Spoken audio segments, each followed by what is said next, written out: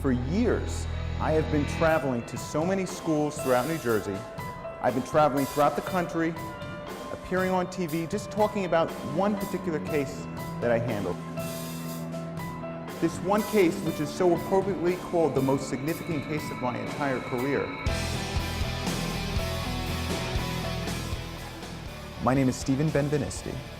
I've been an attorney for 15 years. I've been a personal injury attorney for the past 14 years.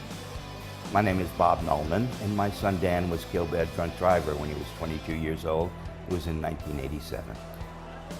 My name is Mindy Lazar. I'm the State Executive Director for Mothers Against Drunk Driving New Jersey.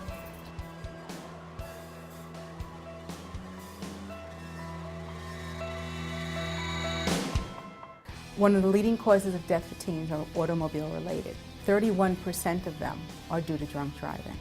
He was a communications major, 3 months short of his graduation, and he was a bright, sparkly personality, had 1 million friends, athlete, just a good all-American boy. There has been a decline overall in instances of drunk driving fatalities, but yet the numbers are not where they should be. The decline is not sufficient enough, and that's why we continue working as diligently as we are.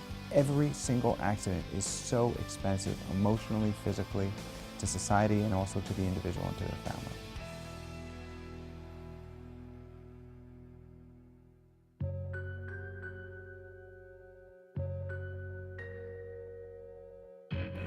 As this college student was having his last few sips of Coca-Cola in his bar, he didn't know that this young man was doing his last few shots, staggering off his stool, waving goodbye to the bartender and other patrons. Everybody knew he was drinking. Nobody tried to stop him.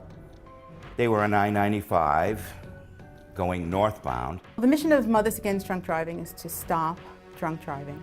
They didn't know that a few blocks behind them that this young man was now driving his car with his lights still off at over 50 miles per hour. Is to assist the victims of this violent crime, because we do see it as a violent crime. And a young woman, 20 years old, very drunk. The young man's car strikes the college student in his 2 lower legs, crushing them immediately. And to prevent underage drinking. She was very drunk. She was more than 3 times the current legal limit. She was 0.26. The college student's torso then smashed against the hood of this young man's car. We are not prohibitionists. We do not believe in no alcohol whatsoever. Got on the highway going the wrong way, going southbound in the northbound lanes. We learned that people who were asleep in hotel rooms woke up because they heard this weird explosion sound, enough for them to call the police. We do, however, believe that the law reads 21 and over. It turned out that weird explosion sound was the sound of this college student's head and face smashing through the outside windshield of this young man's car. Hit them head on and killed Danny, killed his 4 friends, and killed herself too. And if you're going to drink and in excess, then you really should have a designated driver or don't get behind the wheel of a car. His body was then thrown. It was measured to be 70 feet through the air, bouncing on the street, landing face down. I had to go into a emergency room. Walked into a room with a gurney with a sheet covering a body, just like you see on television. Imagine, as a parent, having to identify the remains of your son.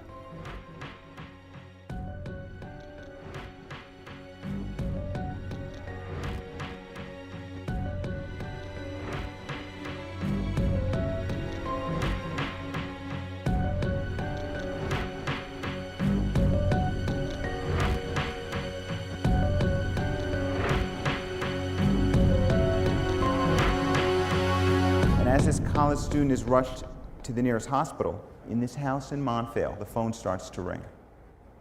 The first thing the parents need to do is they need to educate themselves about the ramifications of drunk driving and of just underage drinking. One of the things that we also know about underage drinking is that there's a lot of alcohol poisoning that takes place. There's a lot of violent crimes, rapes, and aggressive behaviors that take place as a result of teens drinking. And he said, "Doctor, what are my son's chances of living?" He said, "We don't believe we're going to be able to keep your son alive for more than a couple of hours. Come down to Florida immediately." And before that phone call was over, he asked permission from the parents to use their son's organs for donation. in the event he died while they were in flight.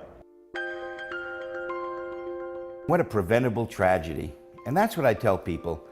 Drunk driving is so preventable. One of the points that I firmly believe needs to be stated over and over again is that unlike a disease, we have the cure. Well, the most important thing I want to tell you is fortunately this college student did not die, that he's still alive today, and that of course is good news. Because the most significant case of my entire career is actually the story of me when I was a student. This is my story. After I tell them, I have their complete attention for about 10 minutes, and I use that as my opportunity to instill in them how important it is to never drink and drive, even if you have one drink, not to get behind the wheel of their car. Have a pre-arrangement with your kid that says, if this ever happens, I will pick you up at any time, day or night, 3 o'clock in the morning, I'll come and get you. No questions asked at the moment. Not a day goes by when I'm on the way to work that I don't stop and wonder who among us today will fall victim to a drunk driver, because none of us are immune, no matter what walk of life we come from. So we do have the cure. We just need to put it into place, and we can only do that with your help.